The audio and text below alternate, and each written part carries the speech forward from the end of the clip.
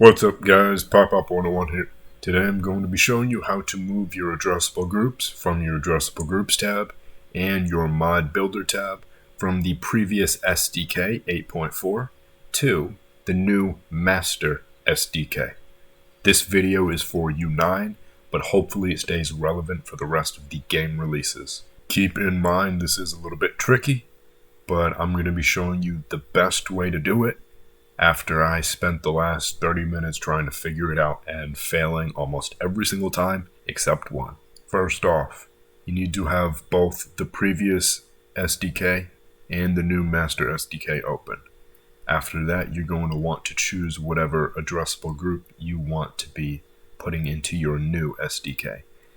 The reason for this is especially if you have a mod with a lot of different things like Trials of the Shinobi, you don't want to have to copy everything over. And yes, there is a way that it can automatically transfer all of these over if you create and export everything in your SDK to the new one.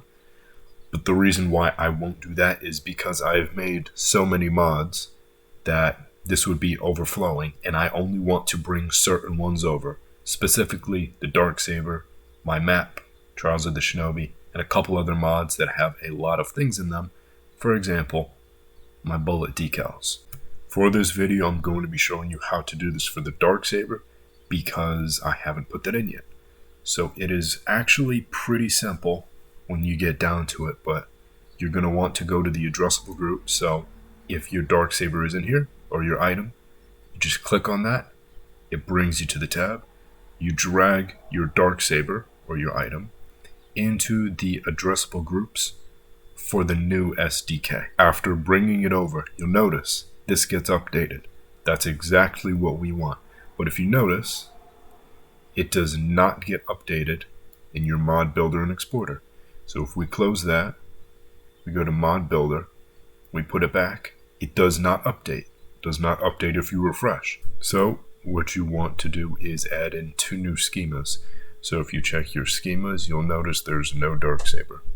What you do is you click on the Darksaber, you go to Inspector, you add a schema, Content Packing Loading, and then you add another one, Content Update Restriction.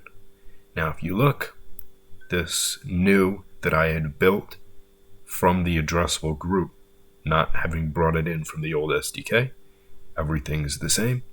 Now if we go into Mod Builder and Exporter, we now have our Darksaber ready to be built and exported. Like I said, this took me a long time to figure out, especially because I had to fumble with a bunch of the different files and I wasn't sure if I was going to break either of the SDKs. Luckily, my SDKs, my Unities stayed intact and everything worked out fine in the end. If you enjoyed this tutorial, please leave a like, comment, and subscribe. It helps out the channel a whole lot and I greatly appreciate it. If you haven't already, click on the link below to join the Discord. If you want to support the channel, check out the Patreon as well. With that, thank you for watching.